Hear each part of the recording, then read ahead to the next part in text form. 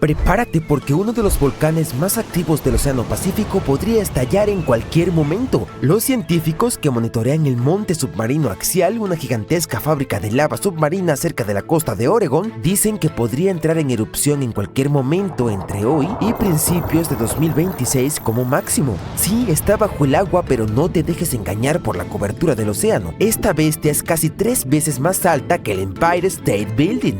Este volcán se está inflando como un soufflé en un restaurante con estrella Michelin y los científicos están tan emocionados que lo transmitirán en vivo. ¿En serio? Este volcán explotará en cualquier momento porque, bueno, se está inflando rápidamente. Durante los últimos meses, los investigadores han notado que el fondo del mar está elevándose. Es como si el axial estuviera haciendo su mejor imitación de un colchón de agua lleno de rocas fundidas. Los científicos llaman a esto inflación, que suena como algo de lo que te quejarías después de la cena de Navidad. Pero en términos de volcanes, significa que el magma se está acumulando bajo tierra, haciendo que el fondo marino se abombe como un soufflé que está a punto de colapsar. Ahora bien, una erupción volcánica submarina podría no sonar tan rara. Después de todo, la mayoría de la actividad volcánica de la Tierra ocurre bajo el mar. Aunque no lo creas, hay más de 1 millón de volcanes submarinos que arrojan lava silenciosamente bajo las olas mientras miras este video. El fondo oceánico es el mayor punto caliente volcánico de la Tierra. Lo que hace el monte submarino axial tan emocionante es que está bajo una intensa vigilancia científica, a diferencia de cualquier otro volcán submarino. Es como la estrella de un reality show volcánico, con una red de instrumentos en el fondo del océano que proporciona a los investigadores actualizaciones en tiempo real sobre los movimientos de magma, los temblores sísmicos y la deformación de la corteza terrestre. De hecho, el monte axial alberga el primer observatorio de volcanes submarinos del mundo. Desde la década de 1900, los científicos han estado vigilando constantemente cuando instalaron sensores que ahora transmiten datos en vivo directamente desde el lecho marino. Este tipo de monitoreo no se ve en ningún otro lugar y ha convertido al axial en una celebridad geológica cuyo comportamiento podemos seguir con una precisión notable. Además, el axial es muy predecible, erupciona cada década y, como era de esperar, se está preparando para otro espectáculo. A mediados de 2024 se había inflado casi al mismo nivel que antes de su última erupción, lo que significa que la cuenta regresiva ha comenzado. Los científicos están tan seguros de su programación que han instalado un calendario volcánico, esperando el día en que el axial decida hacer erupción. Pero espera, el axial no es un volcán submarino cualquiera, tiene estilo, personalidad y una identidad geológica propia. La mayoría de los montes submarinos suelen parecer conos o cúpulas aplanadas. El axial se ríe de la tradición con su caldera rectangular, poco convencional, un cráter de 3 por 8 kilómetros que parece haber sido diseñado por un geólogo con una regla y un resentimiento contra las curvas. La mayoría de los volcanes optan por la clásica forma circular, pero el axial fue completamente vanguardista. Esta caldera también está salpicada de fisuras, respiraderos, canales de lava y misteriosas estructuras en forma de domo que se elevan a cientos metros de altura. Es como si el volcán llevara una corona geométrica extravagante en lugar del habitual sombrero redondeado. Además, la ubicación del axial es como un excelente sector inmobiliario para fuegos artificiales geológicos. Se encuentra justo donde colisionan dos fuerzas principales. Primero está en la dorsal de Juan de Fuca, una cadena montañosa submarina formada donde dos placas tectónicas se separan lentamente como un cierre que se deshace. Segundo, está situada sobre el punto caliente Cobb, un penacho de manto profundo que actúa como la astuta máquina de expreso de magma de la Tierra, que bombea roca fundida desde lo profundo del planeta alimentando toda una cadena de montes submarinos. Para decirlo claramente, es como si las placas tectónicas fueran bailarines renuentes que se deslizan uno del otro, mientras el punto caliente de Cobb actúa como el DJ, subiendo la temperatura y manteniendo la fiesta de magma en marcha. Esta influencia dual crea un complejo sistema de tuberías dentro del volcán con cámaras de magma que se llenan, drenan y desplazan de maneras que los científicos aún están tratando de descifrar. La competencia entre las placas que se expanden y el magma que asciende es lo que le da al axial su huella geológica única. También es la razón por la que este volcán continúa sorprendiéndonos. Bien, mencionamos que la cima del axial no es solo un cráter. La verdad es que dentro la acción se vuelve más extraña e impresionante. El axial alberga respiraderos hidrotermales conocidos como chimeneas negras, que expulsan agua a temperaturas superiores a los 370 grados. Esto no es una bañera de hidromasaje submarina común. Estos respiraderos crean uno de los entornos más extremos de la Tierra, donde extrañas criaturas prosperan en total oscuridad y con un calor abrasador. Gusanos tubulares gigantes, cangrejos, colonias de bacterias e incluso pulpos sobreviven gracias a las plumas ricas en minerales que brotan de estos respiraderos, que forman ecosistemas completamente independientes de la luz solar y la fotosíntesis. Es como un mundo alienígena bajo las olas que prospera con el aliento ardiente del volcán. Estas comunidades de ventilación son cruciales para la ciencia, no solo porque son extrañas, sino porque pueden parecerse a los ecosistemas más antiguos de la Tierra. Algunos investigadores creen que la vida en nuestro planeta pudo haber surgido en ambientes hidrotermales similares en el fondo del mar hace miles de millones de años. Estudiarlos también podría ayudarnos a buscar vida en lunas heladas, como Europa y Encelado, donde podrían existir respiraderos similares bajo su superficie congelada. Cuando el axial entra en erupción es como un botón de reinicio natural para estas comunidades. La lava arrasa con todo, pero en cuestión de meses la vida regresa con fuerza, prueba de que incluso en los entornos más hostiles, el sector inmobiliario siempre está en demanda. Para aquellos preocupados por tsunamis o desastres costeros, tranquilidad. Las erupciones del axial son el equivalente submarino de una olla de cocción lenta. La inmensa presión del agua mantiene las cosas relajadas, bueno, ardientes pero no explosivas. Por lo peor que ocurre es que algo de lava adorna el fondo del mar y algunos cangrejos tienen que encontrar nuevas ventilas en las que sentarse. Esto significa que no hay nubes gigantes de ceniza ni explosiones que podrían alcanzar la superficie. En cambio, la lava se escapa y se esparce por el lecho marino, a veces recorriendo kilómetros. Pero para los científicos esta erupción es un boleto de oro. Entender los patrones del axial podría ayudar a predecir erupciones en otros lugares, incluso en tierra firme. Además, sus extraños ecosistemas ofrecen pistas sobre cómo podría sobrevivir la vida en otros planetas. No está mal para un volcán que principalmente está ahí sentado con su forma rectangular.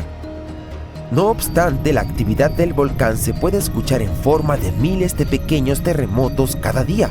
¡Miles!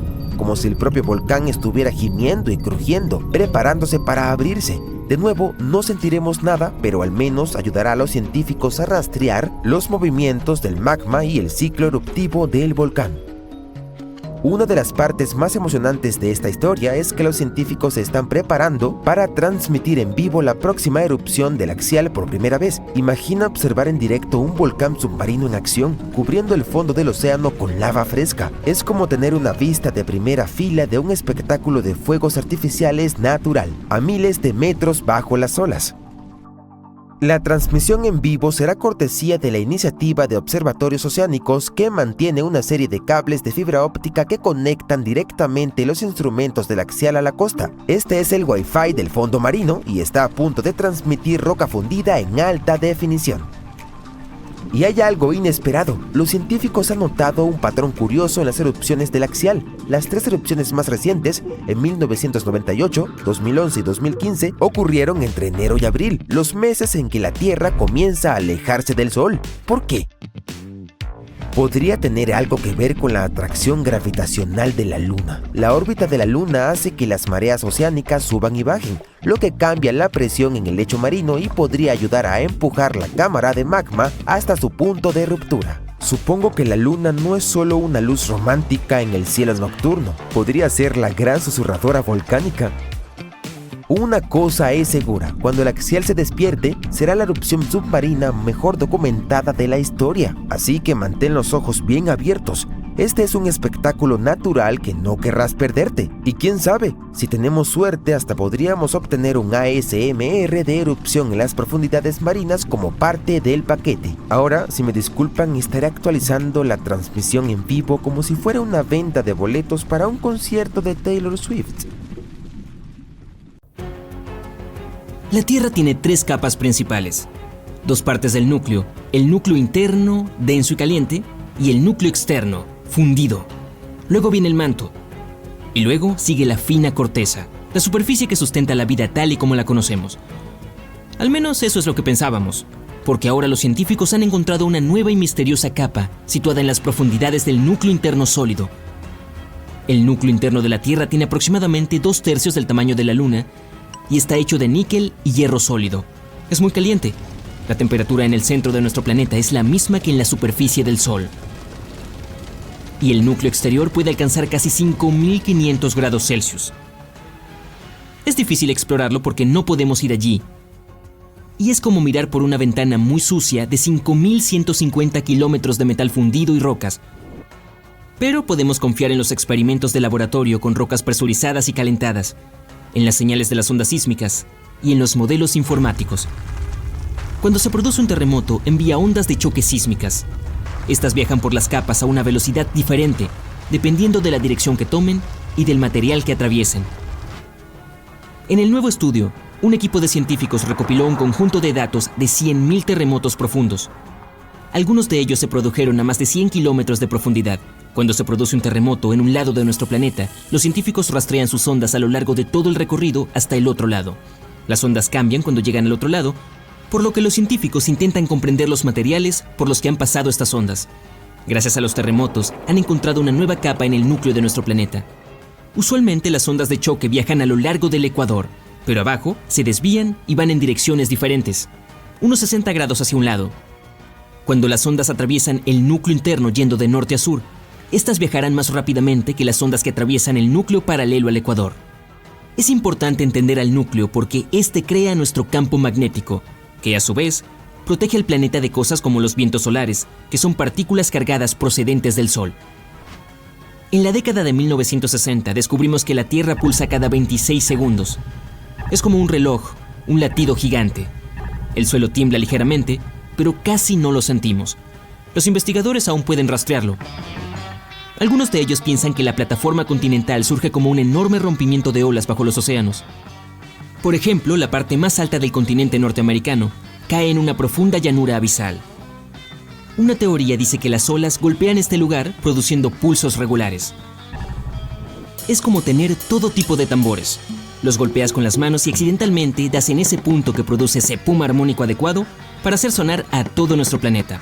Si esta teoría es cierta, tenemos suerte de que no haya más puntos como este que puedan hacer temblar a la Tierra. Otros científicos creen que la pulsación se produce porque hay un volcán cerca del punto crítico. La isla de Santo Tomé, en la bahía de Biafra. Caminas, corres, saltas, pero cuando te detienes siempre parece que estás parado. En realidad, te estás moviendo incluso cuando estás perfectamente quieto, porque nuestro planeta está siempre en movimiento. Dependiendo de dónde te encuentres, puedes estar girando por el universo a más de 1.600 kilómetros por hora. Si estás en el ecuador, te moverás más rápido. Digamos que tienes una pelota de baloncesto girando en tu dedo. Revisa el ecuador del balón. Un punto al azar en él tiene que ir más lejos en un solo giro que cualquier punto cerca de tu dedo. Eso significa que el punto situado en el ecuador se mueve más rápidamente. Y la Tierra es un planeta que se recicla todo el tiempo. El suelo que pisamos se recicla. El ciclo de las rocas de nuestro planeta convierte rocas de un tipo en otro. Es un ciclo que sigue y sigue. Las profundidades de nuestro planeta están llenas de magma. A medida que el magma va saliendo a la superficie, se va endureciendo hasta convertirse en roca. Los procesos tectónicos como la actividad volcánica, los terremotos, la construcción de montañas y todos los demás procesos que dan forma a la superficie de nuestro planeta llevan esa roca a la superficie de la Tierra. Cuando la roca está en la superficie, la erosión le da forma y le quita trozos. Esas pequeñas partículas luego son depositadas. Toda la presión que viene de arriba compacta las partículas en rocas sedimentarias, como por ejemplo la arenisca. Y las rocas sedimentarias también pueden acabar a mayor profundidad bajo la superficie de la Tierra. Como hay mucho calor y presión, se cuecen en rocas metamórficas. Pueden volver a la superficie una vez más o incluso acabar siendo erosionadas de nuevo. A veces, las placas de la corteza terrestre se empujan una debajo de otra, y así las rocas pueden volver a transformarse en magma. Hasta ahora solo hemos explorado el 5% del océano. El propio océano, así como la vida que hay bajo el fondo marino, sigue siendo un misterio. Los sedimentos que subyacen a nuestros océanos albergan diferentes microorganismos que existen incluso a profundidades de 2,5 kilómetros bajo el lecho marino. Hay microbios escondidos en las profundidades de las rocas volcánicas del fondo marino de las zonas del Pacífico, ocultos bajo 265 metros de sedimento. y la biosfera bajo el fondo marino crece con extrema lentitud en comparación con la vida en la superficie. La división celular se produce cada 10 a 1000 años.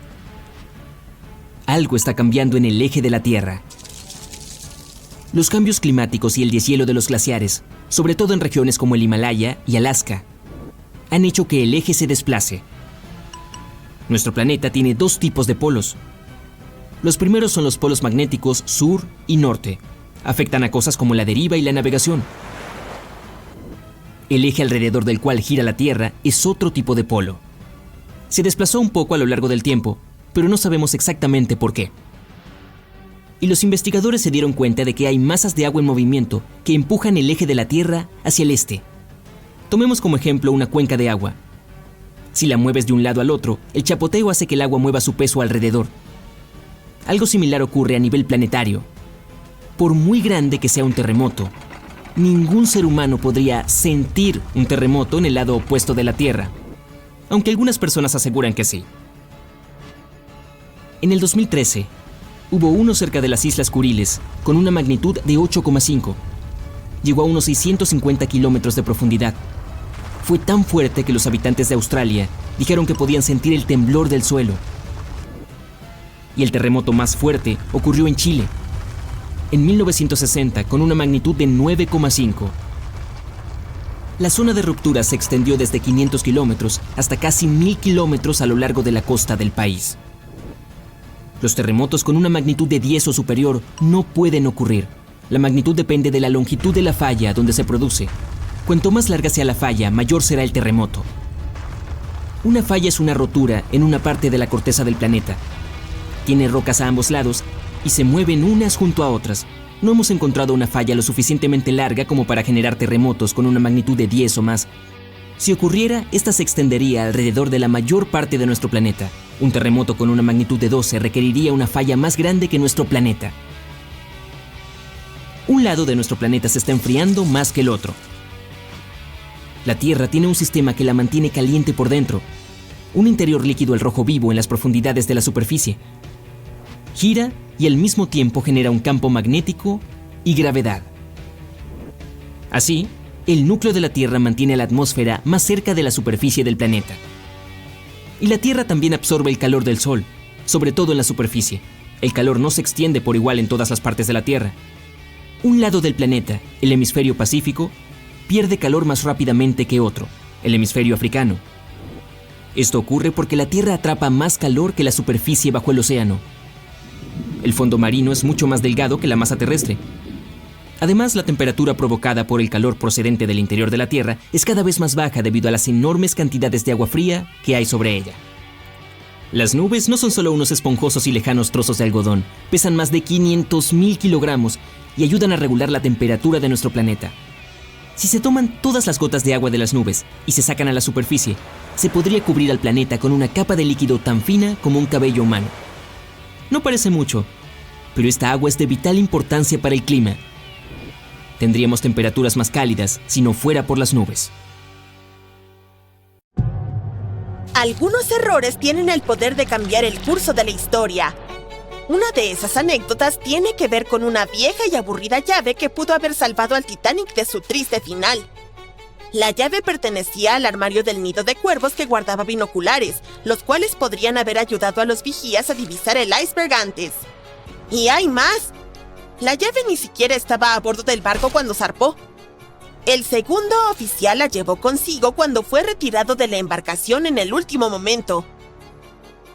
Según cuenta la historia, el oficial olvidó entregarle la llave a su reemplazo en su apuro por desembarcar. Así que, cuando los vigías necesitaban desesperadamente binoculares, no tuvieron suerte. Uno de los vigías, llamado Fred Fleet, incluso testificó que si hubiesen tenido binoculares, habrían visto el iceberg a tiempo para evitarlo.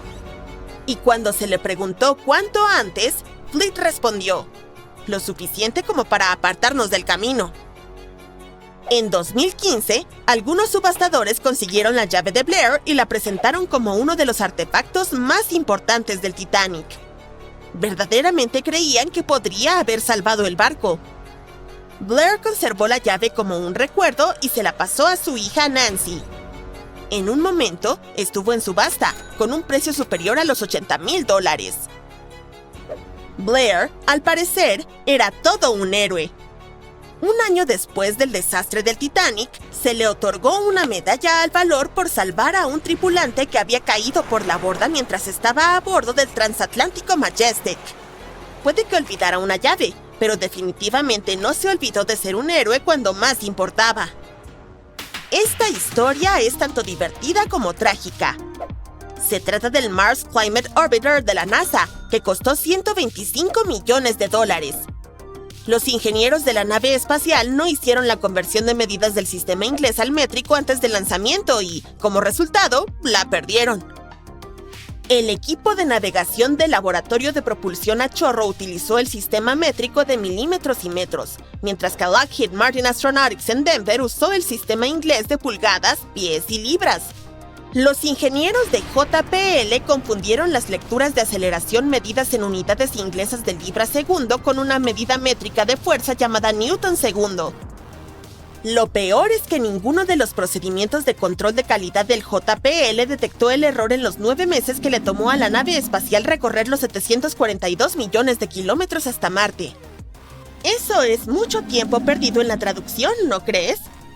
Los errores de cálculo fueron suficientes para desviar tanto a la nave espacial que voló demasiado profundamente en la atmósfera marciana y fue destruida cuando entró en su órbita inicial alrededor de Marte. Es vergonzoso perder una nave espacial por un error matemático tan simple. Y es difícil pensar en otro ejemplo de una pérdida tan grande debido a la confusión entre el sistema inglés y el métrico. ¿Has oído hablar del error matemático que llevó al descubrimiento del Nuevo Mundo? Spoiler, involucra a un hombre llamado Cristóbal Colón y un globo terráqueo realmente grande. En 1492, Colón zarpó de España con la misión de encontrar una nueva ruta comercial hacia Asia. Él estaba convencido de que estaba a menos de 4.828 kilómetros de Japón y que solo un poco más de navegación lo llevaría a las Indias con todas sus ricas especias. El único problema era que Colón estaba un poco equivocado en sus cálculos. Muy equivocado, de hecho. Cometió un error al estimar el tamaño del globo terráqueo, lo que le llevó a creer que la Tierra era mucho más pequeña de lo que en realidad es. Ahora, sé lo que estás pensando. ¿No tenía miedo Colón de caer por el borde del mundo? Contrario al mito popular, Colón y su tripulación sabían que la Tierra era un globo, al igual que los antiguos griegos lo sabían 2 milenios antes. No estaban preocupados por caerse por el borde, sino más bien por el tamaño del océano que planeaban cruzar. Y para empeorar las cosas, Colón no tenía idea de que existía una masa de tierra desconocida entre España y Asia. Después de semanas en el mar, Colón finalmente llegó al Caribe. Creyó que había desembarcado en las afueras de Asia, por lo que nombró a las islas como Indias Occidentales. Continuó explorando el Caribe y la costa norte de América del Sur. Pero aquí es donde las cosas se ponen realmente interesantes. Aunque Colón insistió hasta su último día en que había llegado a Asia, otro explorador italiano llamado Americo Vespucio mapeó la costa oriental de Sudamérica hasta Brasil y demostró de manera concluyente que Colón en realidad había descubierto un mundo completamente nuevo. Un cartógrafo alemán vio los mapas de Américo y nombró la nueva masa de tierra América en su honor. Y como sus mapas eran sumamente populares en ese momento, el nombre perduró. Un hombre llamado Alexander Fleming tropezó accidentalmente con uno de los descubrimientos médicos más importantes de todos los tiempos. En cierto momento de su carrera, Fleming observó la muerte de muchas personas debido a infecciones incontrolables. Se usaban antisépticos para combatirlas, pero a menudo causaban más daño que beneficio.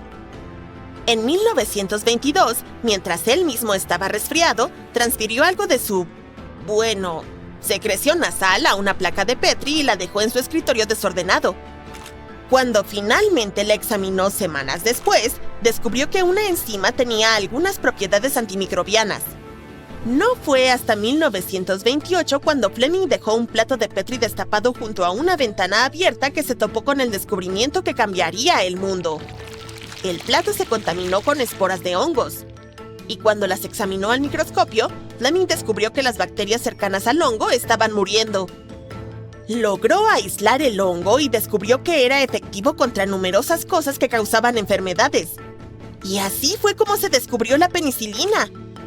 Como el mismo Fleming lo expresó, yo no descubrí la penicilina, la naturaleza lo hizo.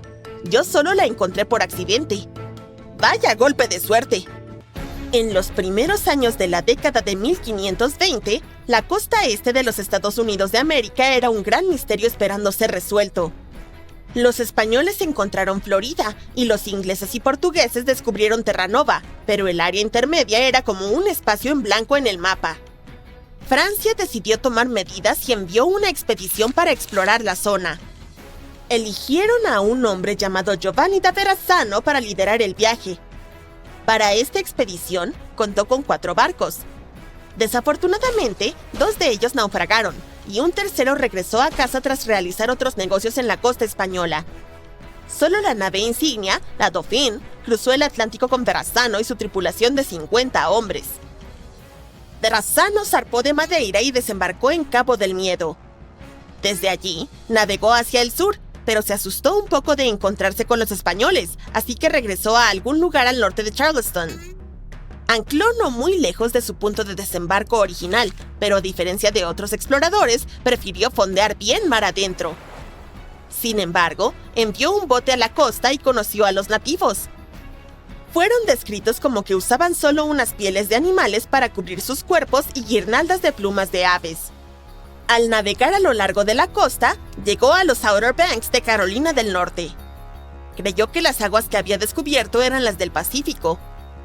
En realidad, lo que había encontrado era el Pamlico Sound. Pensó que América del Norte era solo una larga y extremadamente estrecha franja de tierra. Este error llevó a los cartógrafos a mostrar América del Norte casi completamente dividida en 2. Continuando, Verrazzano llegó a un hermoso lugar que llamó Arcadia, probablemente Kitty Hawk, Carolina del Norte. Navegando más al norte, pasó por alto las entradas a las bahías de Chesapeake y Delaware porque se mantenía bastante alejado de la costa hasta Nueva Jersey. Entonces, el momento que todos hemos estado esperando. Verrazzano descubrió el puerto de Nueva York y ancló en los estrechos. Posteriormente, fue nombrado en su honor y ahora está conectado por el puente Verrazzano Narrows. Una vez que el mar de Verrazzano apareció en el mapa, se volvió ampliamente aceptado y afectó a muchos futuros exploradores. Por ejemplo, Henry Hudson buscó un paso hacia el Pacífico en las latitudes medias del continente. Pero resulta que el inglés nunca encontró el Océano Pacífico cerca de Virginia y el mito cartográfico eventualmente se desvaneció. Es curioso pensar cómo una creencia errónea pudo tener tal impacto en la historia. Esta área podría ser el lugar más importante en Estados Unidos en este momento, ya que vale más de $1 billón. Hay algo increíblemente valioso oculto aquí, en Thacker Pass, y va a causar un gran impacto, no solo en Nevada, sino también en la economía estadounidense y sus relaciones globales. La caldera McDermott es un área enorme, de aproximadamente 45 kilómetros de largo por 35 kilómetros de ancho, que se extiende por el norte de Nevada y el sur de Oregón. Se encuentra en el condado de Humboldt, un lugar tranquilo y rural con solo una ciudad principal que va a cambiar mucho en los próximos 5 a 10 años. Y eso se debe a que encontraron oro blanco allí. Estamos hablando de litio. Y para explicar por qué este metal es tan importante, necesitamos una balanza. En un lado, colocamos un trozo de litio y en el otro, una manzana. ¿Qué crees que sucederá? Si ambos tienen el mismo volumen, la balanza se inclinará hacia la manzana. Eso es porque el litio es superligero. Su densidad es de aproximadamente 0,534 gramos por centímetro cúbico, lo que lo convierte en el sólido más liviano que se puede encontrar a temperatura ambiente. El litio también es extremadamente reactivo. Eso significa que se combina con otros elementos muy bien y puede incendiarse con la misma facilidad. ¿Mezclarlo con agua? Fuego. ¿Exponerlo al aire? Sí, adivinaste. Fuego otra vez. Pero cuando combinas su ligereza con su alta reactividad, obtienes un material perfecto para baterías, como la que alimenta tu teléfono inteligente, computadora portátil o incluso tu auto eléctrico. Nevada ha estado ocultando este tesoro durante aproximadamente 16 millones de años. La caldera McDermott solía ser un punto volcánico activo que expulsaba roca fundida. Incluso llevó al surgimiento de un enorme lago lleno de aguas ricas en minerales. Con el tiempo, este se secó, pero dejó atrás gruesas capas de arcilla cargadas de litio. Actualmente, la mina Thacker Pass se encuentra sobre una de las reservas de litio sin explotar más grandes del mundo, valorada en alrededor de $1,5 billion. Si todo sale según lo planeado, esperan que produzca alrededor de 40,000 toneladas de litio de alta calidad al año. Y eso es suficiente para fabricar baterías para hasta 800,000 autos eléctricos. Como mencioné anteriormente, este metal es la columna vertebral de las baterías modernas. Y con el mundo avanzando hacia la energía verde, la demanda de litio está aumentando de forma vertiginosa.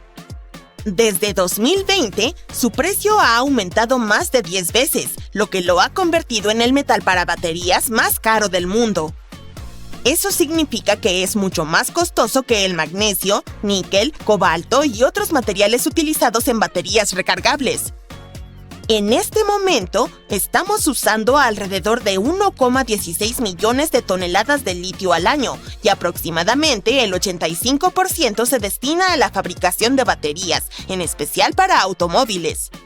Entre 2030 y 2040, los expertos creen que tendremos que duplicar el dinero que estamos destinando a la producción, de $94,000 millones a $188,000 millones. Al mismo tiempo, la inversión en baterías aumentará en más de 200% y alcanzará $686,000 millones. Finalmente, para el año 2050, se espera que la demanda de litio sea más de 10 veces mayor que la producción actual. Lo siento, sé que hay muchos números, pero solo quiero mostrar cuán importante será Thacker Pass para todo el mundo. Esta mina será fundamental para mantener todo en funcionamiento, quiero decir, literalmente, ya que la mayoría de la demanda futura será para cosas como automóviles, bicicletas eléctricas, scooters y almacenamiento de energía renovable. Nevada también podría ser el epicentro de una revolución global en el ámbito de la energía. Con Estados Unidos buscando reducir la contaminación en un 50% para 2030, una gran parte de ese objetivo es sustituir los vehículos a gasolina por otros eléctricos. Para lograrlo, Estados Unidos va a necesitar mucho más litio del que está produciendo actualmente. Hoy en día, la mayor parte del metal que se utiliza allí proviene de países como Chile y Argentina. Así que, si Estados Unidos quiere ser un líder en este mercado, realmente necesita invertir cada vez más en proyectos como Thacker Pass. Pero hay otro desafío. Encontrar litio en una mina es una cosa, pero refinarlo es otra historia. Al igual que los diamantes se cortan y tallan cuidadosamente para realzar su brillo y se venden en anillos y collares, algo similar debe hacerse con el litio. El material bruto que proviene de las minas tiene que ser refinado a una forma pura que realmente pueda ser utilizada en cosas como baterías. Y China prácticamente domina esta parte del mercado, ya que es responsable de cerca del 75% de la producción global de baterías de iones de litio. En otras palabras, no importa si un país encuentra este poderoso metal en su tierra. Probablemente todavía necesitará a China para que lo ayude a refinarlo. Entonces, Estados Unidos está ansioso por fortalecer su cadena de suministro. De hecho, están tan entusiasmados con esta posibilidad que las autoridades han invertido más de $2,000 millones en préstamos en el proyecto de Nevada. Debido a eso, Thacker Pass podría convertir a Estados Unidos en un líder mundial en la producción de litio. Si sus estimaciones son correctas, la caldera McDermott podría contener casi la mitad de las reservas de litio conocidas en el mundo. Por ejemplo, casi duplicaría las reservas encontradas en los salares de Bolivia, que solían tener el récord del depósito más grande del mundo. Este descubrimiento está a punto de cambiar para siempre el condado de Humboldt. esas calles tranquilas rodeadas de naturaleza jamás volverán a sentirse igual. La mina necesitará alrededor de 2,000 trabajadores, quienes probablemente se mudarán allí desde otras ciudades. Estos necesitarán casas, hospitales, escuelas para sus hijos y todos los servicios necesarios. ¿Ves cómo es un efecto dominó? Por cada persona contratada para trabajar en el proyecto durante la construcción, 6 más serán empleadas en el estado para apoyarlas. Thacker Pass también tendrá un gran impacto en la economía, no solo en Nevada, sino en todo el país. Se espera que la mina esté activa durante 35 años y que cada año genere más de $2,000 millones. Pero aquí está la cuestión. En Thacker Pass extraerán litio del barro, y este proceso nunca antes se ha realizado a una escala tan grande. Así que es una cuestión de éxito o fracaso. Pero si funciona, podría cambiar la industria por completo. Gran pregunta. ¿Quién está interesado en todo esto? Bueno, tenemos 3 grandes empresas que están poniendo su atención en el mercado del litio en los Estados Unidos. Primero está ExxonMobil. El gigante petrolero quiere empezar a producir litio para el 2027 y tienen planes de convertirse en el principal proveedor para vehículos eléctricos para el 2030. Luego está General Motors, la empresa detrás de grandes marcas de automóviles como Chevrolet y Cadillac. Están tan interesados en este negocio que acordaron pagar $625 millones por un 38% de participación en Thacker Pass. Y por último, Tesla. En 2023, comenzaron a construir una fábrica en Texas para procesar litio. Todo es parte de su plan para gestionar más partes de su cadena de suministro por sí mismos. Ahora que sabes lo importante que es el litio, podrías estar preguntándote, ¿y si nos quedamos sin él? Bueno, eso podría suceder, ya que proviene de la minería y, al igual que el oro, es un recurso finito. Pero eso no significa que tengamos que renunciar a los teléfonos inteligentes o los autos eléctricos. Si alguna vez nos quedamos sin este metal, probablemente encontraremos nuevas formas de producir baterías. De hecho, algunos expertos piensan que las baterías térmicas podrían ser lo próximo en marcar tendencia. Almacenan energía extra de fuentes renovables como la eólica o la solar, las cuales son muy económicas. Así representan una nueva forma de almacenar energía a una pequeña fracción del costo. En la actualidad, se utilizan principalmente para alimentar la producción de acero, cemento y productos químicos. Las baterías térmicas también se están utilizando para calentar y enfriar edificios grandes. Sin embargo, cada vez más proyectos se enfocan en llevar esta tecnología a espacios privados, como casas y apartamentos. Los expertos son optimistas de que iniciativas como estas podrían hacer que las baterías térmicas sean tan conocidas como las eléctricas y pronto podrían convertirse en una parte habitual de nuestra vida diaria. Los humanos están en la cima de la cadena alimentaria, pero a pesar de esto, algunas criaturas nos causan muchos problemas y no podemos hacer nada al respecto. Observa estas moscas con ojos rojos y cuerpo verde azulado. Son una de las peores pesadillas de algunos agricultores. Te presento a las moscas barrenadoras del Nuevo Mundo. Estos pequeños alborotadores han estado devorando ganado desde Florida hasta California durante siglos y han causado grandes daños a la escena agrícola. Para combatir a estas molestas moscas, el Departamento de Agricultura de los Estados Unidos lanzó la asombrosa cantidad de 15 millones de larvas estériles de gusano barrenador desde helicópteros a lo largo de la frontera entre Panamá y Colombia. Incluso hay una fábrica en Panamá que produce estas larvas estériles como si fueran frutas frescas de fábrica. Esta medida suena rara, pero tiene mucho sentido. La cuestión es que las moscas hembras solo tienen una oportunidad de aparearse en toda su vida. Así que, si llegan a aparearse con un macho estéril, eso es todo. Nunca habrá descendencia. Este ingenioso truco significa que los gusanos barrenadores saludables no pueden reproducirse cuando están rodeados de compañeros estériles, lo cual mantiene sus números bajo control. Pero, ¿cómo hacemos para que estas moscas machos sean estériles? Simple. Una pequeña dosis de radiación. Metes un montón de moscas en un laboratorio, las pasas rápidamente por una máquina de rayos X y luego las lanzas desde un helicóptero en la naturaleza, donde están sus parientes. Si los gusanos barrenadores comienzan a resurgir, los inspectores se suben a vehículos todoterreno y recorren miles de kilómetros para localizar cualquier animal infectado y detener la propagación. No hay un truco mágico para erradicar completamente estos parásitos, pero el plan de acción es claro: mantener las liberaciones de moscas estériles y estar un paso adelante de estas pequeñas criaturas molestas. ¿Sabes por qué es demasiado peligroso trasladar animales de un hábitat a otro? Existe la posibilidad de que no encuentren depredadores en la nueva región y que se conviertan en una especie invasora que podría provocar un desastre ecológico. Aquí hay un ejemplo sencillo. En los años 30 del siglo XX, los agricultores de Australia enfrentaron un grave problema. Los escarabajos de caña estaban arruinando la caña de azúcar en la parte norte del país. Los insectos devoraban una gran cantidad de la cosecha y la gente no podía detenerlos. No querían arruinar la caña con pesticidas venenosos, así que trajeron un grupo de sapos de caña de Sudamérica con la esperanza de que se comieran las plagas. Pero cuando estos sapos llegaron a los campos de caña, no pudieron alcanzar a los insectos, ya que vivían en juncos altos. Los sapos no podían saltar a tal altura y atrapar las plagas. Así que, en lugar de escarabajos, comenzaron a comer otros insectos. Los anfibios se multiplicaron a un ritmo tremendo.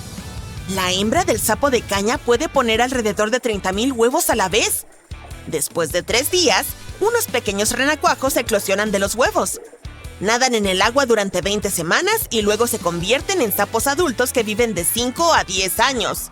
Millones de animales saltarines comenzaron a apoderarse de toda la parte norte del continente, destruyendo toda la biodiversidad a su alrededor. Hojas, hierba, insectos, carroña, los sapos se comían todo y no dejaban alimento para otros animales. El problema era que los sapos resultaron ser muy resistentes. Calor, frío, lluvias, sequías, pueden reproducirse en cualquier lugar y nada puede detenerlos. Pero, ¿qué pasa con los otros animales? Australia está llena de caimanes, grandes aves y otras criaturas a las que les encantaría darse un festín con anfibios croantes. Sí, es cierto, pero cualquier animal que intentaba comer a estos sapos no sobrevivía. El problema es que los sapos de caña son venenosos. Tienen unas glándulas especiales detrás de los ojos que producen toxinas potentes que causan problemas de salud graves en cualquier animal. Algunos agricultores vieron que las aves se caían del cielo después de haberse tragado a estos anfibios. Han pasado más de 80 años desde que los agricultores llevaron 100 sapos de caña a Australia.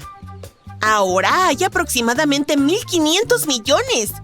Ya han cubierto 1 millón de kilómetros cuadrados, lo que equivale aproximadamente a la misma área que ocupan los estados de Texas y Oklahoma combinados.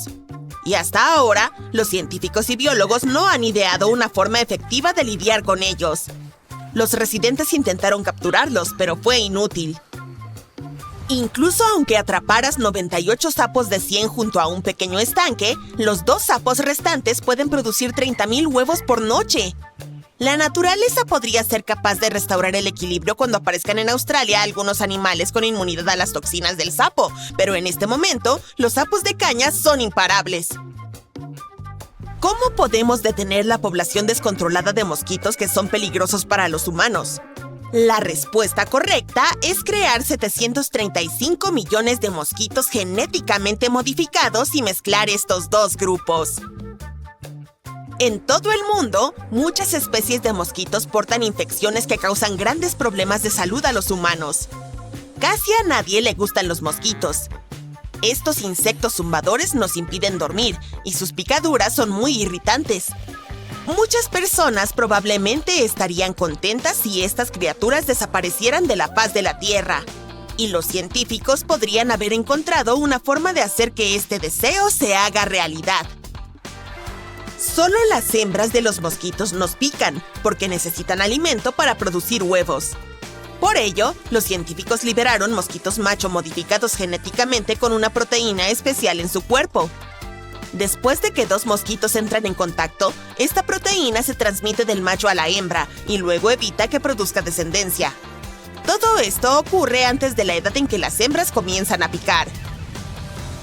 Entonces, las hembras no pueden producir descendencia, lo que significa que ya no necesitan morder a personas y animales. Y cuanto más de esta proteína difundan los científicos, más pequeña será la población de mosquitos. Suena bien, pero alrededor de 240,000 personas han firmado una petición para cancelar este experimento. Muchos científicos creen que la desaparición de una especie de insecto puede llevar a una catástrofe biológica. La naturaleza es un sistema complejo y equilibrado donde el más mínimo cambio puede provocar enormes problemas. Los mosquitos son una fuente de alimento para muchos reptiles y anfibios. La extinción de los mosquitos podría desencadenar la desaparición de muchas especies. Es como una reacción en cadena de catástrofes, cuyo final es desconocido. Sin embargo, los mosquitos modificados ya han sido liberados en Florida. Y parece que no ha ocurrido nada terrible. La buena noticia es que las personas han tenido menos problemas de salud. Además, desde 2019 se han liberado alrededor de 1.500 millones de mosquitos en todo el mundo. Esto ha salvado millones de vidas y aún no ha alterado el delicado equilibrio de la naturaleza. Recientemente, los científicos han liberado otro grupo de mosquitos seguros en África Oriental. Bueno, esperemos que tengan todo bajo control. Las especies invasoras no siempre son mosquitos, moscas o anfibios. También pueden ser animales grandes, como cerdos salvajes o supercerdos. Estas especies son una mezcla de cerdo doméstico y jabalí. Ya hay casi 7 millones de cerdos salvajes en el sur de los Estados Unidos. Gracias a los esfuerzos de las personas, estos animales aún no se han propagado hacia el norte. Pero el peligro para los estados del norte proviene de Canadá. Los cerdos se llevaron allí en los años 80 para apoyar la agricultura. Pero a principios de los años 2000, los jabalíes perdieron su popularidad. Simplemente se quedaron en la naturaleza y los agricultores estaban seguros de que esos animales no sobrevivirían al duro invierno canadiense. ¡Oh, cuán equivocados estaban! Los cerdos salvajes resultaron ser resistentes, movedizos y capaces de reproducirse rápidamente. Estos animales excavan y rompen el suelo, comen casi todo lo que encuentran y así les quitan el alimento a otros animales. De hecho, otras criaturas también pueden convertirse en su almuerzo. Los cerdos salvajes atacan ratones, gansos, patos y algunas especies de ciervos. Pisotean cultivos, hierba y flores y no le temen a nada. Son como excavadoras naturales. Cualquier granja está en peligro de extinción si se encuentra en el camino de miles de supercerdos. Y la gente no puede hacer nada contra ellos. Los estados del norte entienden que una invasión es inminente, por lo que se están preparando para una larga batalla. A los supercerdos les encantan las áreas pantanosas con hierba alta. Los agricultores canadienses y estadounidenses intentarán llevarlos a regiones más abiertas y cercar esos lugares. El plan no es perfecto, pero puede demorar el avance de los cerdos y hacernos ganar algo de tiempo.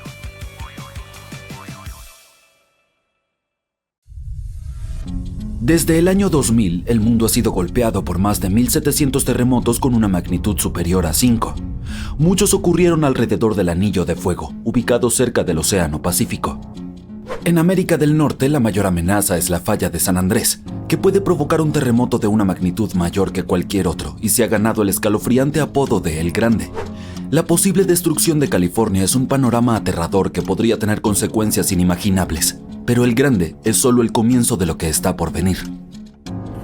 Malas noticias. Los científicos han predicho un fenómeno devastador que ocurrirá en 2030. Nos guste o no, hay un 70% de probabilidades de que experimentemos El Grande, y será un terremoto de magnitud 6,7. La falla de San Andrés provocará El Grande, pero lo aterrador es que no podemos predecirlo. Por otro lado, un terremoto importante ocurre cada 100 años. Esto significa que siempre hay tiempo para prepararse para un desastre natural. Si viajáramos al pasado, veríamos algunos terremotos significativos como los que arrasaron San Francisco y Fort Tejón. Los edificios construidos hace mucho tiempo no son a prueba de sismos, se derrumbarán. Y aunque sobrevivan, no deberías entrar en ellos. Pero los edificios no son la parte más peligrosa. Debes tener cuidado con las líneas eléctricas y las tuberías de gas. Tu casa en la colina puede ser encantadora, pero es extremadamente insegura. Durante los temblores, la colina puede convertirse en un deslizamiento de tierra gigantesco que destruirá todo a su paso. Despídete de los viajes por carretera porque todas estarán arruinadas. Deberías tener algo de agua y comida de reserva ya que no podrás ir al supermercado. Este desastre no será barato. Le costará alrededor de $200 mil millones a los Estados Unidos recuperarse del terremoto. Al menos el sismo no desencadenará tsunamis, pero hay algo que puede causar más daño que el grande. La infame zona de subducción de Cascadia comienza en California y termina en Vancouver, Canadá. La falla de San Andrés no es nada comparada con esta zona. Puede borrar toda la costa de la faz de la Tierra. Un ejemplo de hipérbole. Las zonas de subducción se forman con placas tectónicas que se ubican una debajo de la otra mientras que se mueven. Una se llama placa de Norteamérica y la otra es la placa de Juan de Fuca. Zonas como estas no deben ser subestimadas, ya que son puntos críticos para la actividad sísmica y son muy peligrosos porque provocan enormes sismos submarinos. Pero están bajo el agua, entonces, ¿qué pueden hacernos? Pues pueden causar tsunamis gigantescos que inundan ciudades y destruyen la costa.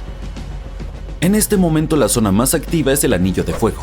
La zona de Cascadia puede ser menos activa, pero es como una bestia dormida que puede despertar y destruir todo a su paso con un terremoto devastador. La última vez que se liberó toda esta tensión fue en el año 1700. A diferencia del terremoto de San Andrés, este causará tsunamis gigantes y sacudidas mucho más grandes. Esperemos que te encuentres en un campo abierto en ese momento, ya que la mayoría de los edificios y puentes probablemente serán destruidos. Además, prepárate para las réplicas, ya que serán devastadoras. La naturaleza tampoco se salvará. Los deslizamientos de tierra cambiarán el hábitat de los animales, incluso nuestros hogares cambiarán para siempre.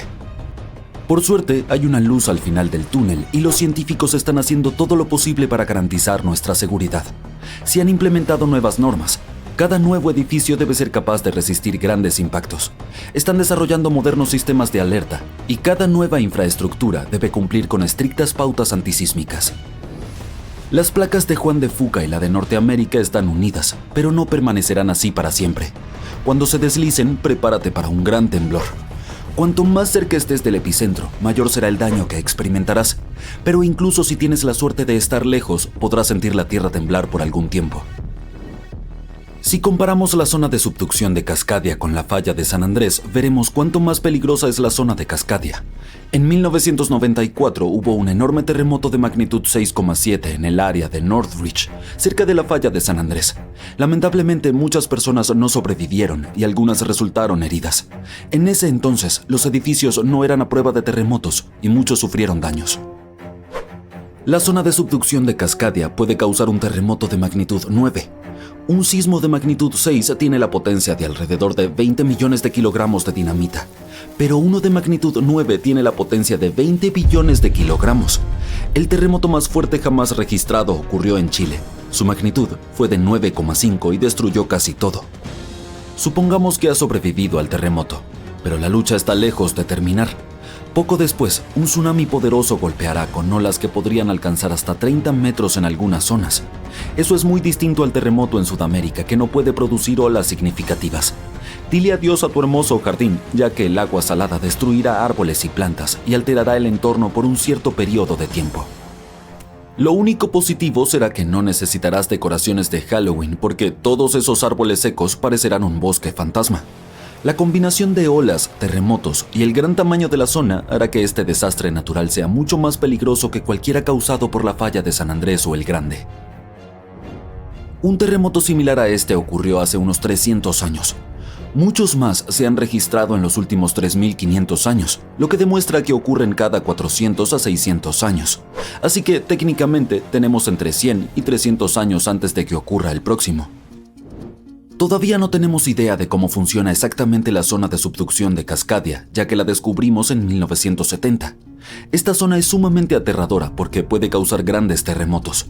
Se encontró por accidente cuando los investigadores estudiaban el Anillo de Fuego. Querían saber si esta región había causado problemas en los últimos años, y la prueba estaba bajo sus narices. En Washington hay un bosque del horror donde no ha crecido nada durante años. Cuando los investigadores analizaron el suelo, encontraron una cantidad enorme de sal.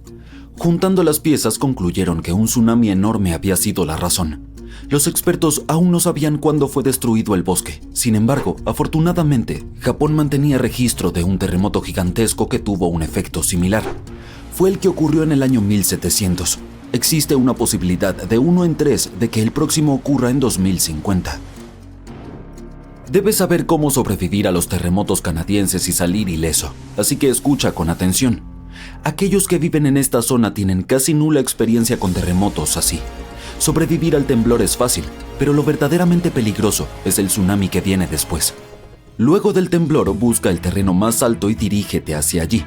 Solo lleva lo esencial, como comida y agua. Sí, deja tu colección de tarjetas de béisbol en casa. Después del primer golpe, no intentes bajar. Los sismólogos dicen que muy probablemente habrá unas cuantas olas más, y lo han demostrado. El 22 de mayo de 1960, el sismólogo Jerry Easton y 4 amigos fueron a Hawái para presenciar un tsunami esperado que ocurriría alrededor de la medianoche. Instalaron su equipo en el puente Wailuku, con una ruta de escape planificada. Este puente había sido destruido en el tsunami anterior, pero el nuevo era mucho más alto y mejor. Después de la medianoche, el agua estaba a 1,20 metros sobre el nivel promedio. La segunda ola golpeó media hora después de la medianoche y el agua subió otros 2,70 metros para la 1 de la mañana.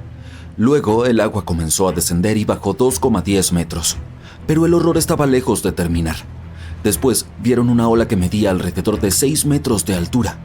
Esto nos demuestra que los tsunamis son impredecibles y que debemos escuchar a los expertos para mantenernos a salvo. ¡El piso es lava! Solo bromeaba. Pero, ¿sabes qué? En parte se está desmoronando. Tal vez aún no lo sientas, pero una gran parte de América del Norte ya ha perdido 60 kilómetros de roca de su base. Y no se trata de terremotos o enormes socavones, sino de que el continente está perdiendo partes de lo que mantiene el suelo estable, sin tambalearse como un juego de feria en mal estado. Un equipo de investigadores acaba de lanzar una bomba geológica.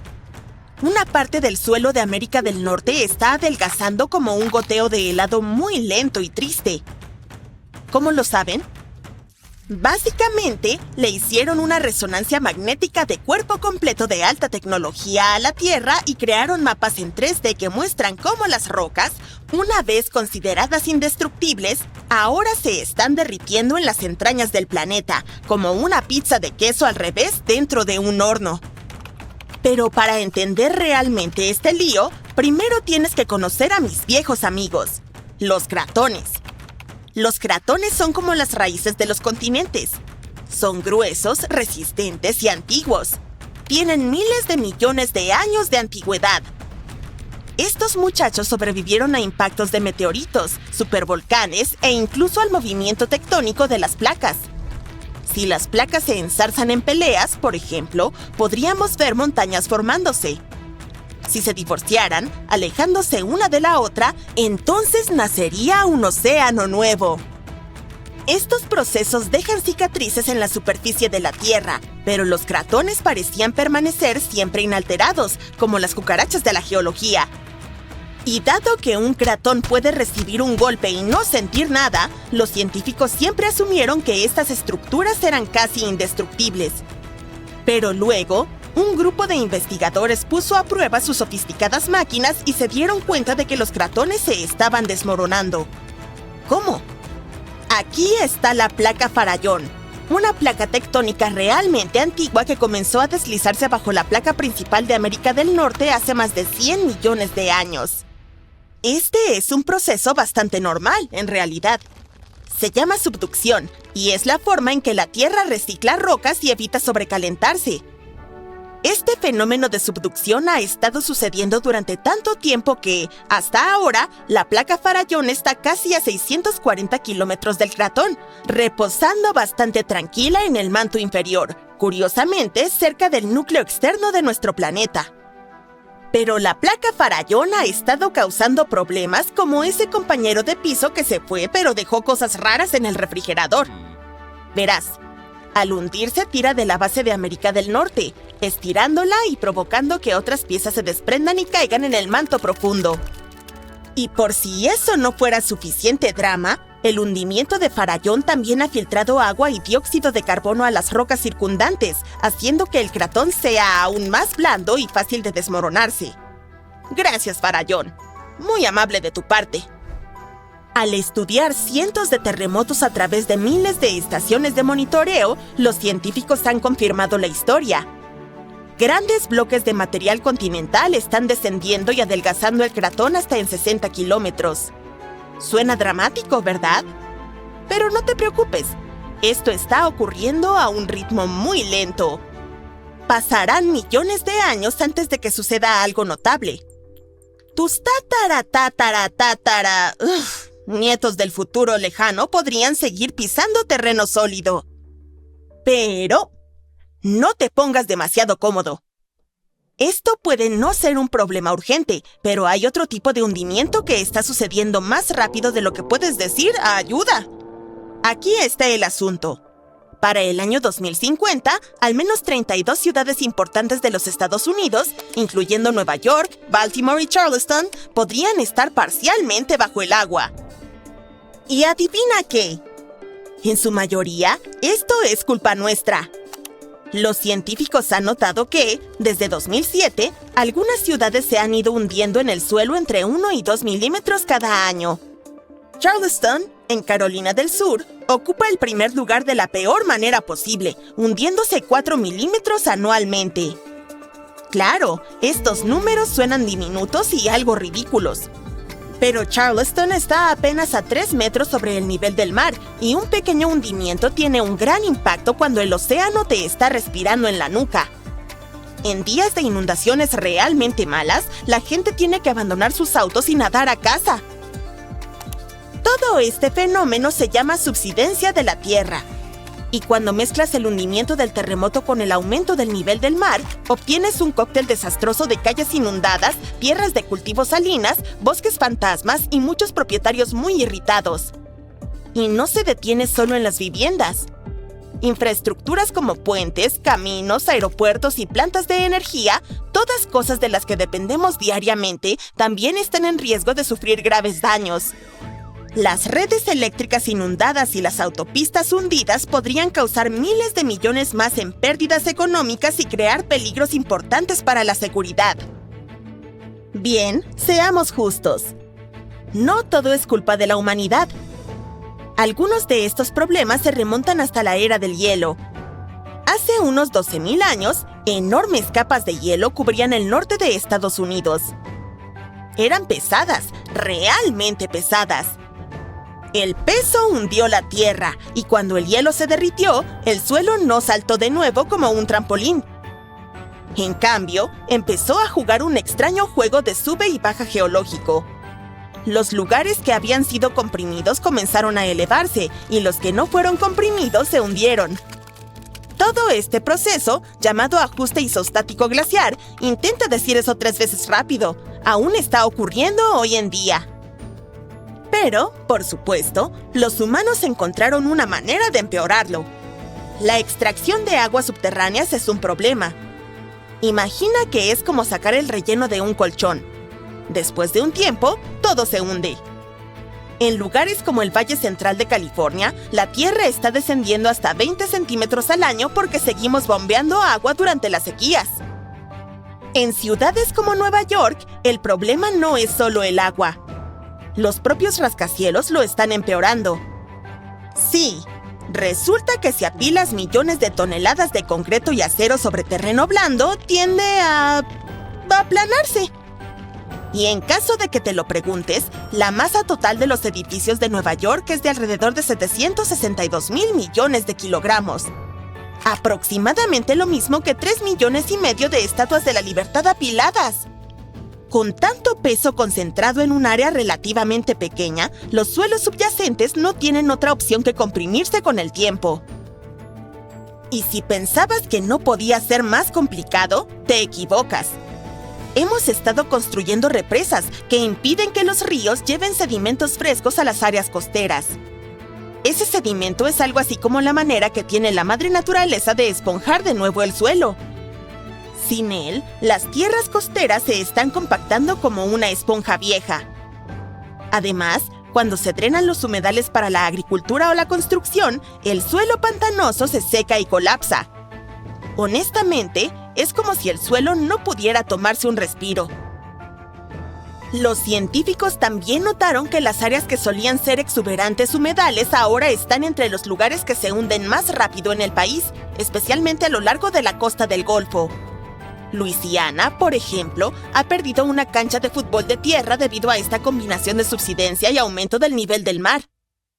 Entonces, ¿cuál es el objetivo final para nosotros, gente común, que solo quiere vivir por encima del nivel del mar? Pues no pinta bien. Bosques fantasmas, que básicamente son bosques inundados, están apareciendo. Las tierras de cultivo se están salinizando y volviendo inutilizables, e incluso inundaciones en días soleados en las que las calles se inundan sin que haya llovido, se están volviendo algo común. Vaya. Mientras tanto, en la costa oeste, a California tampoco le está yendo bien.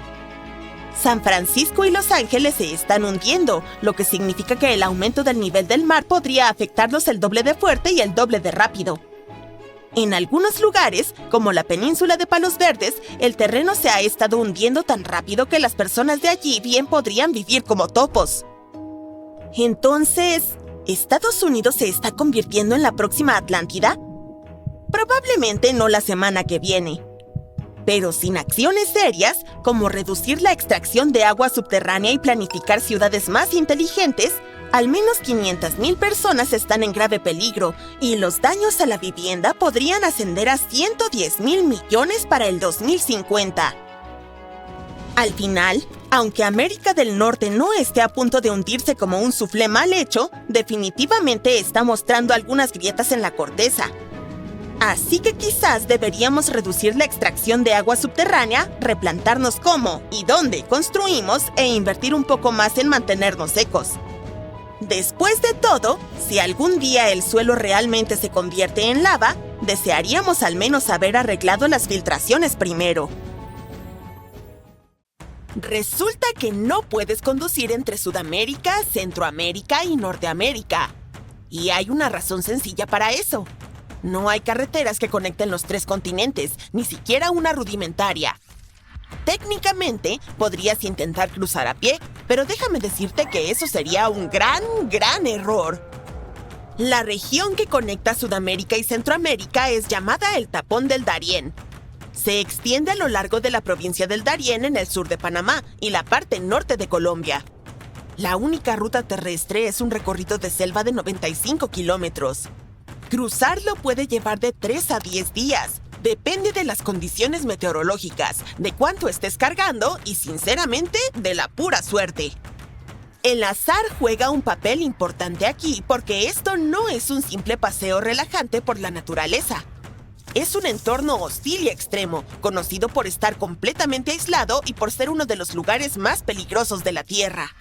Aún así, la gente parece olvidar eso y va allí de todos modos. Cada año el número de personas que lo cruzan sigue creciendo. En 2014, menos de 10,000 personas cruzaron el paso. En 2023, ese número aumentó a 520,000. Ahora, es posible que te estés preguntando, ¿qué están haciendo tantas personas en el medio de los dos continentes americanos, arriesgándose a tanto peligro? Pues bien, eso se debe a que el Tapón del Darién se ha convertido en una ruta para migrantes y aventureros. Pero para atravesarla, enfrentan todo tipo de peligros, desde picaduras de insectos e infecciones hasta fracturas graves. Estamos hablando de una tierra de nadie. Como no hay estaciones de policía, los viajeros también deben cuidarse de los ladrones. A lo largo del camino, no tienen otra opción que confiar y apoyarse mutuamente. La mayoría de las personas comienzan el cruce con al menos una tienda de campaña o una lona, botas de lluvia, agua y algo de comida. Pero estas cosas se vuelven pesadas rápidamente y por lo general no se pueden llevar suficientes provisiones para todo el trayecto. En algún momento, las personas comienzan a beber agua del río para evitar la deshidratación. Pero el agua está llena de bacterias y tierra, por lo que causa problemas intestinales. Y si las cosas se ponen complicadas, ¿no hay ayuda médica allí? Para empeorar aún más todo este escenario, las temperaturas son brutales y a menudo superan los 35 grados. Muchos de los que van por el tapón del Darién son aventureros extremos y viajeros en busca de una experiencia de supervivencia en la selva. Pero esta región no es un lugar para unas vacaciones relajantes. Un grupo de turistas que fue allí en 2023 terminó con pie de selva, un hongo que afecta a los pies. La situación se puso tan grave que una mujer tuvo que ser cargada por el grupo del último día porque no podía caminar. No importa cuán preparadas estén las personas para el tapón del Darién. Al final, la supervivencia depende principalmente de la suerte. Allá los viajeros no encontrarán ciudades con infraestructura sólida, donde puedan descansar en un hotel y prepararse para el día siguiente. En algunos lugares podrían toparse con campamentos básicos en plena selva. Estos campamentos pueden ofrecer plataformas de madera para tiendas de campaña, duchas de cubo, baños e incluso platos de pollo con arroz, pero todo tiene un costo. El Wi-Fi, por ejemplo, podría costar $2 la hora. Y eso parece una oferta bastante buena, considerando que no hay servicio de telefonía celular en el sendero. Prácticamente se pierde todo contacto con el mundo exterior. Imagina una densa selva tropical con un terreno empinado y fangoso. El sendero para caminar está lleno de rocas y enredado con lianas, que son como trampas de la naturaleza. La selva asciende por una montaña y se convierte en un verdadero desafío incluso para alguien en buena forma física. La zona también recibe lluvias constantes y abundantes, lo que puede provocar deslizamientos de tierra, inundaciones repentinas y condiciones extremadamente fangosas. La situación se vuelve tan intensa que incluso las camisetas y el rostro de quienes cruzan terminan cubiertos de barro. También tendrán que cruzar muchos ríos de corriente rápida. Un padre venezolano que recientemente pasó por la zona con sus 2 hijos dijo que sus zapatillas se rompieron el primer día. Así de poderosos pueden ser los ríos. Y son profundos también. A veces el agua les llega hasta los hombros. Pero los peligros de esa zona no son recientes. Durante siglos, se pensó que el tapón del Darién era imposible de cruzar. Los primeros europeos que se aventuraron en América Latina lo veían como una especie de escuela de entrenamiento en la selva. Conocían completamente sus peligros, pero aún así, muchos aventureros intentaron cruzarlo en los años posteriores. En 1854, por ejemplo, una expedición desapareció durante 49 días en la selva, luchando contra el hambre y la fatiga. Sin embargo, en 1870, un grupo de 100 hombres se dispuso a cruzarlo. A pesar de estar bien preparados y llevar equipo de última generación para la época, sufrieron enormemente durante el viaje. Tuvieron que apoyarse en una increíble resiliencia para sobrevivir al desafío.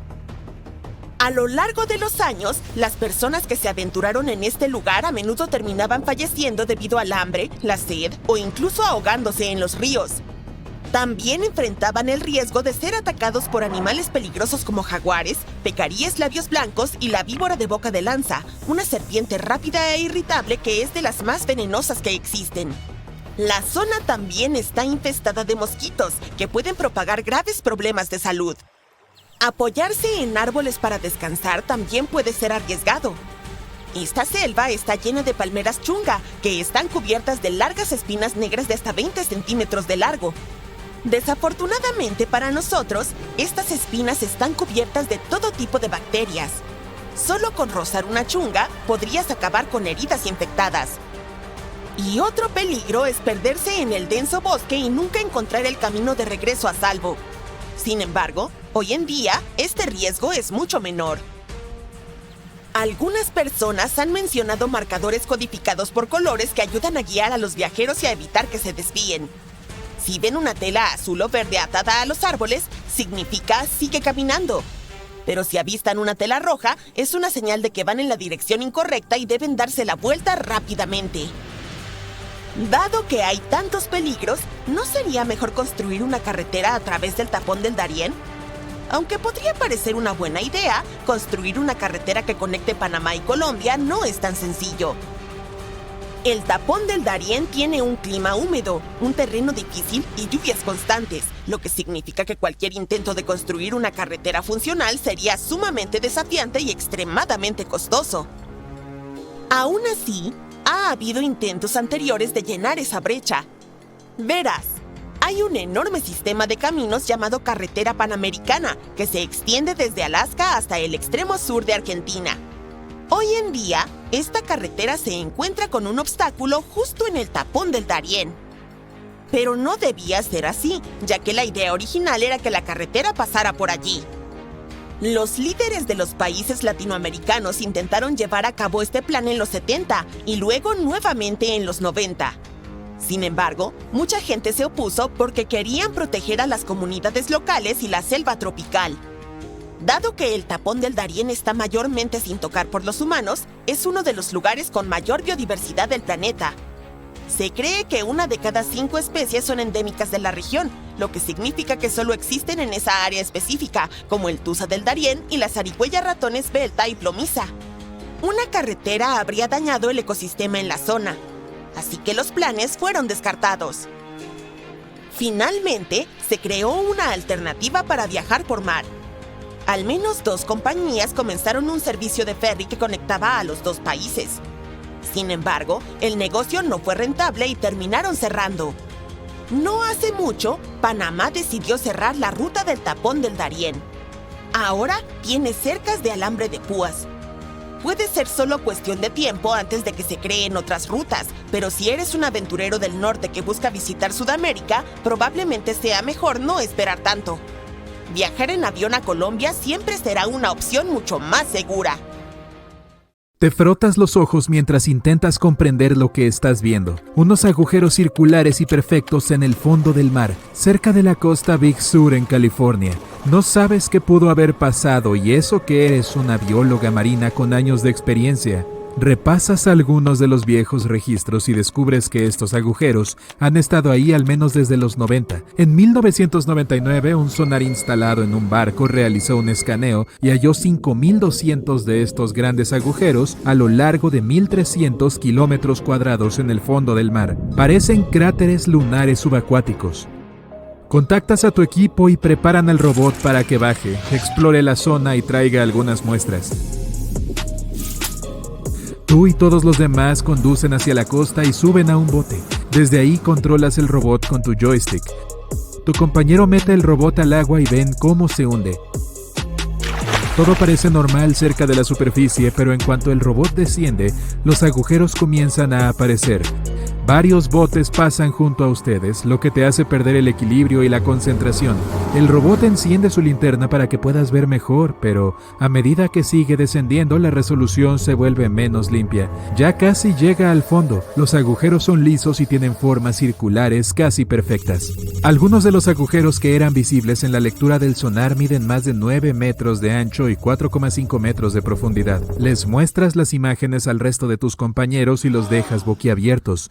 El robot sigue nadando y hallando agujeros por todas partes. Muchos de ellos son demasiado pequeños como para que el escáner los registre desde arriba. Estas microdepresiones son empinadas y tienen algo así como colas que se dirigen en ciertas direcciones. Es posible que las corrientes submarinas hayan jugado un papel en su forma. No importa hacia dónde nade el robot, hay agujeros por todas partes. Tras un par de horas, el robot regresa al bote con muestras. Las llevan al laboratorio para estudiarlas. El robot ha capturado imágenes de basura humana con claridad, pero por ahora las muestras no indican nada alarmante. A pesar de que 1/3 de los agujeros están llenos de basura, no hay nada que explique cómo se formaron. Ya es tarde. Tu equipo regresa a casa. Tú estás a punto de desmayarte en el laboratorio. Quieres hallar la respuesta. Despiertas al día siguiente y mientras preparas el desayuno, se te ocurre que tal vez los agujeros son el producto de unos gases que podrían ser nocivos para la vida marina. Buscas el robot rápidamente y vuelves a navegar hacia el océano. Esta vez ni siquiera piensas en llamar a tus compañeros. Envías el robot al agua y observas la pantalla para controlarlo. El robot desciende al fondo del océano y realiza un registro. Hasta ahora los agujeros parecen seguir cubiertos de basura, pero algunos tienen vida marina dentro. como peces y algas. Después de muchos escaneos, todo parece indicar que no producen burbujas, lo que significa que no hay gases que son expulsados hacia el exterior. Sin embargo, no te darás por vencido tan fácil. Tiempo después llegas a uno de los agujeros más grandes. El robot comienza a escanearlo. Encuentras unas burbujas que provienen de una fuente, pero el robot no logra hallarla. Nada por la zona buscando el lugar, sin éxito. Vuelves a llevar el robot al laboratorio y trabajas en él. Le agregas unos brazos mecánicos que pueden levantar y mover cosas. Lo haces sumergirse en el mismo lugar, pero las burbujas no son tan frecuentes como antes. Usas los brazos para mover parte de la basura y descubres que las burbujas son producidas por un grupo de cangrejos que se pasan el rato junto a una pila de plástico. ¡Lotería! La mala noticia es que aún no tienes ni idea de por qué existen esas microdepresiones y agujeros. Mientras intentas controlar el robot y hacerlo regresar a la superficie, un pulpo lo envuelve con sus tentáculos y lo tira hacia abajo. Luchando contra los controles, activas la potencia máxima, pero el poder de succión del pulpo es demasiado fuerte. Es un juego de tira y afloja entre el pulpo y tu robot. Pensando que es su almuerzo, lleva a tu máquina debajo de una pila de basura, pero usas los brazos para controlarlo y nadar a la superficie. Regresas al laboratorio aún más confundida. El robot ha recolectado más muestras que puedes analizar. Tu ojo está pegado al microscopio. Intentas averiguar qué sucede, pero nada. Decides realizar una prueba de carbono 14 para determinar qué tan viejos son los agujeros. Después de un tiempo, revisas los resultados y quedas aún más desconcertado que antes. Te muestran que los agujeros tienen unos 400,000 años. Por lo tanto, es improbable que la basura sea responsable de todo esto. Pasas varias noches despierta intentando hallar la verdad. Vuelves a reunir a tu equipo y das una pequeña conferencia de prensa sobre el tema. Declaras que todo podría ser preocupante, pero no puedes decir más de lo que sabes. Después de mucho trabajo cerebral, descubres que los agujeros grandes no han cambiado ni estado activos por más de 50,000 años. Lo más probable es que los agujeros más nuevos hayan sido creados por acumulaciones de basura humana al fondo del suelo oceánico. La vida marina reunió parte de esta basura como los plásticos y los componentes de pesca descartados y creó hogares. Esa es la razón por la que 4,500 de los agujeros son más nuevos y tienen basura, pero esto no responde por qué los agujeros aparecieron en primer lugar. Vuelves a estar como al principio. La única manera de ver qué sucede realmente es remover la basura subacuática y estudiarla. La historia crea titulares en la comunidad local y atrae la atención de un equipo de limpieza. Organizas un viaje al océano y das inicio a la extracción de toda la basura. Muchos botes de limpieza llegan y todos arrojan redes para recolectar los desechos. Envías al robot una vez más para asegurarte de que las redes estén aterrizando en el lugar correcto. A medida que la mayor parte de la basura es recolectada, muchos animales marinos se mueven e intentan escapar. Ustedes se aseguran de no lastimarlos. Tras un par de semanas, todos los agujeros quedan desprovistos de basura. Realizas otro escaneo con el sonar desde la superficie y ves los agujeros con más claridad que antes, pero aún no tienes una respuesta. Continúas investigando. Quieres saber si han aparecido más agujeros en otras partes del mundo. En el otro extremo del país se encuentra un agujero misterioso cerca de la costa del Golfo de Florida. Tomas el primer vuelo y organizas un encuentro con los científicos a cargo de la expedición. Los agujeros azules son sumideros subacuáticos que se abren debajo del fondo del mar. Al igual que en la superficie, el mundo subacuático también tiene sumideros. Este se conoce como Green Banana. Se encuentra a 45 metros del nivel del suelo y tiene una profundidad de 130 metros. Utilizando un equipo especial, te sumerges hacia el fondo oceánico estéril junto al resto del equipo. El agujero se encuentra justo frente a ti, como un oasis en medio del desierto. Tú y el resto de los científicos se sorprenden al contemplar la diversidad de vida marina que hay en él. Algunas tortugas marinas nadan a tu lado e incluso ves tiburones. Esta variedad no ataca a los humanos. A medio camino llegan a una sección estrecha que te dificulta el paso. Todos tienen mucho cuidado. Hay corales, esponjas y moluscos en cada esquina. Reúnes algunas muestras y regresas al laboratorio. En general, los agujeros azules son más ricos en nutrientes que las tierras áridas y hospedan formas de vida únicas. Son bastante frecuentes y no representan una amenaza para nadie. Tras haber hecho los análisis necesarios, llegas a la conclusión de que los agujeros de la costa de California no tienen nada que ver con los agujeros azules. El misterio sigue con vida.